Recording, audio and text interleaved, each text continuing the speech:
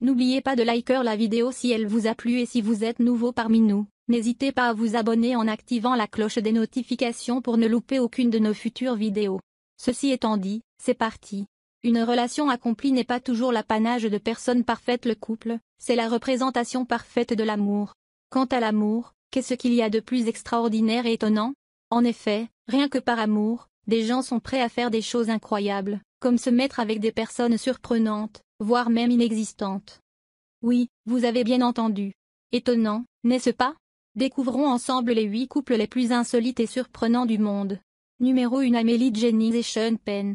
Avec le succès fulgurant des jeux vidéo en ligne, les rencontres sur ces plateformes sont aujourd'hui de plus en plus courantes et il est désormais plus facile de se faire de nouveaux amis, voire même de tomber amoureux. C'est le cas d'Amélie Jennings, du Danemark, et du Britannique Sean. Ces deux tourtereaux ne se sont pas rencontrés dans un bar lors d'un dîner ou encore à la plage, par exemple. Ils se sont connus sur une plateforme de jeux vidéo. Ce n'est pas le canal via lequel ils se sont rencontrés qui en fait un couple extraordinaire. Mais il y a un détail important qui prouve à quel point l'amour n'a pas de frontières. En effet, Amélie est une femme qui a, au fil du temps, accepté ses courbes. Son mari ne trouve aucun mal à rester à ses côtés et l'a d'ailleurs aidé à s'aimer telle qu'elle est. Sean a pour sa part une taille moyenne. Ils se sont rencontrés pour la première fois sur un jeu vidéo en ligne et sont vite devenus des amis, comme on dit. C'est plus facile de transformer l'amitié en amour et c'est ce qui va se passer avec Amélie et Sean. Depuis déjà plusieurs années, ils vivent un amour inconditionnel. Amélie explique que les rencontres sur les jeux vidéo sont une manière différente de se connaître dans un monde peu romantique à première vue. Vous rencontrez des personnes qui partagent la même passion que vous. Elles indiquent qu'ils se sont envoyés des photos, mais Sean ne se souciait pas de sa forme et il continuait plutôt à lui parler jusqu'à en faire sa meilleure amie. Au bout d'un certain temps, ils ont réalisé qu'ils étaient amoureux l'un de l'autre. C'est ainsi qu'ils ont débuté une relation à distance avant de se rencontrer un an après. Finalement, ils se sont mariés et vivent heureux en Angleterre. C'est fou, non?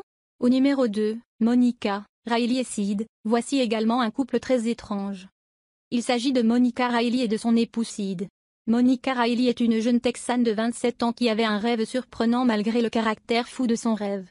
Sid, son mari, a contribué à sa réalisation. Le rêve de Monica était d'arriver à peser 444 kilos. Si certains pensent que son rêve était fou, son mari, non.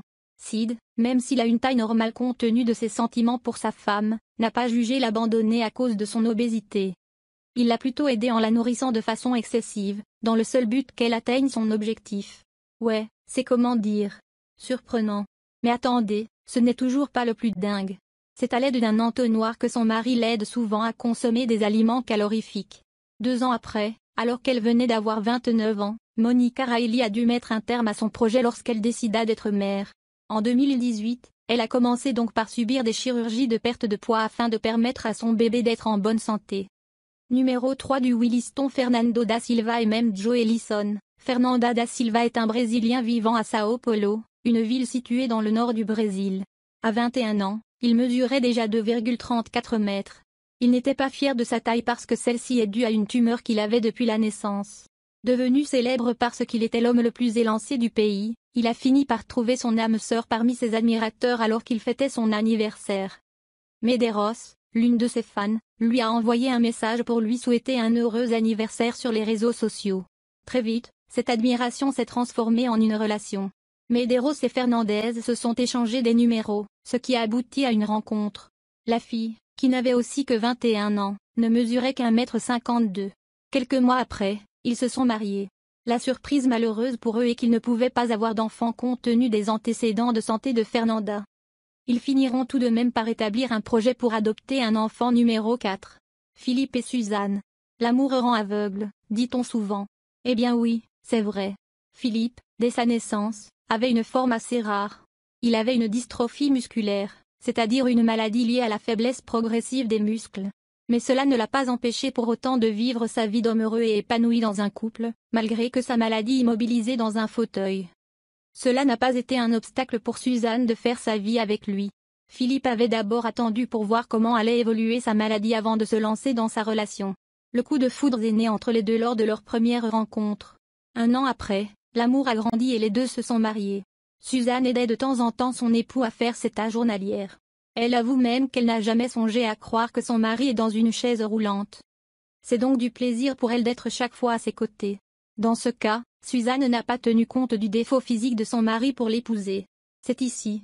Elle, dans le cas qui va suivre, n'a pas pris en compte de l'âge de son amoureux pour être avec lui. Numéro 5. Tommy Edvald Rocheville et Stacy, originaire de Floride. Tommy Edvald Koch fils est un Américain qui élève des reptiles, âgé de 70 ans. Il s'est mis en couple avec Stacy, une femme de 37 ans. L'âge de Tommy fait presque le double de l'âge de sa femme. Et oui, l'amour n'a pas d'âge.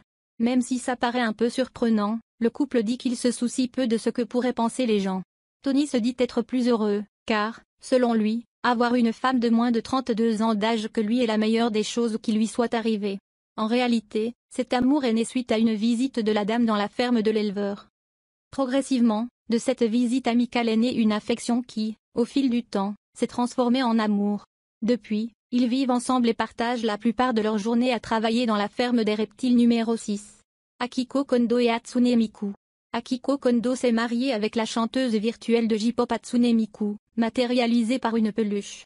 Pas moins d'une quarantaine de personnes avaient alors assisté à ce mariage symbolique entre un homme et un personnage de fiction. Juste pour info, les festivités ont tout de même coûté plus de 15 000 € à tous les. Miko est un personnage de fiction créé en 2007 par Krypton Future Media et est rapidement devenu une icône de la pop japonaise. Ce personnage, dont l'apparence est celle d'une jeune femme de 16 ans, est une véritable star sur YouTube. Celle-ci sort des albums et assure des représentations sous la forme d'un avatar projeté en 2D. Se marier avec un personnage virtuel n'est pas si choquant dans les nouvelles du genre ne sont pas rares au Japon. Mais pour nous, occidentaux, ça fait quand même bizarre. En plus, la question de l'apparition d'une nouvelle minorité sexuelle se pose de plus en plus dans ce pays. Néanmoins, dans le cas Akiko Kondo, l'aventure va bientôt prendre fin.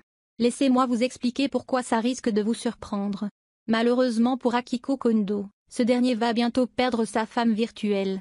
Il faut savoir que lors de la cérémonie, l'homme avait déclaré solennellement jusqu'à ce qu'une mise à jour nous sépare. Avouez que c'est plutôt marrant.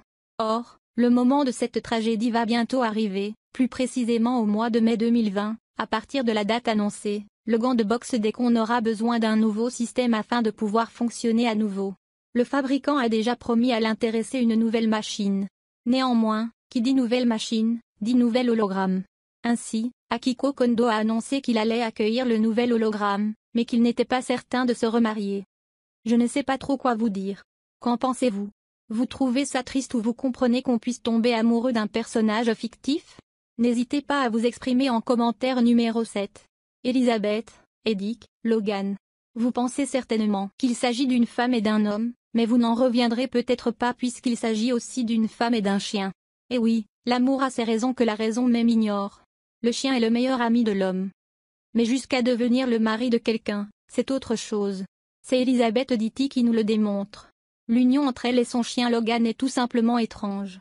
Selon elle, son chien l'a rendue heureuse, ce qui n'a pas été possible avec un homme. Elle confie que de ses précédents mariages, au nombre de 4 au total, aucun homme n'a pu lui procurer le bonheur dont elle rêvait. Tenez-vous bien, la cérémonie a été diffusée en direct sur une chaîne britannique du numéro 8. Amanda Say et Jack Say. Amanda a préféré se marier à un pirate, ce qui est très bien. Mais quel pirate? Un pirate au nom de Jack, décédé il y a de cela 300 ans et enterré quelque part en Haïti. Comme tout couple, ils ont connu des hauts et des bas. Tout commença en 2014, où Amanda sentit la présence du pirate pendant qu'elle était seule dans son lit. Par la suite, les choses sont allées si vite qu'ils ont mené 2 ans de relation. Suite à cela, Jack a vu que la relation lui convenait et qu'il ne fallait plus perdre de temps. Il demanda donc Amanda en mariage et tout naturellement, celle-ci accepta de devenir sa femme. Pour la cérémonie, elle a loué un bateau et invité ses amis, sa famille ainsi que ses 5 enfants issus de son précédent mariage. Il y avait même des demoiselles d'honneur. Là, vous vous dites mais qu'est-ce que tu nous racontes dans? Tu nous dis que l'homme marié est mort il y a 300 ans, mais qu'il était présent au mariage en 2014. Il y a un truc qui cloche. Mais attendez, laissez-moi finir. S'il y avait une chose qui manquait à ce mariage, c'était le marié. Enfin, c'est ce que nous autres, simples mortels, pouvons penser. Car Amanda soutient que Jack était bel et bien présent. Ouais, en gros, elle peut communiquer avec les morts, selon elle. Malheureusement, ce mariage ne fera pas long feu et ils ont fini par se séparer. Car Amanda affirme qu'après le mariage, elle s'est mise à avoir des problèmes de santé très étranges et que cela a pris de l'ampleur avec le temps. Elle a finalement eu une septicémie et a même failli mourir. C'est alors qu'elle a compris que Jack était comme un vampire énergivore. Il avait donc besoin d'une source d'énergie qui se trouvait en elle. Apparemment, il n'y a pas qu'ici que l'intérêt guide le monde. La théorie a également tout son sens dans l'au-delà. Cette vidéo vous a plu? Alors n'oubliez pas le petit pouce et l'abonnement. Sur ce, je vous dis à très vite dans une prochaine.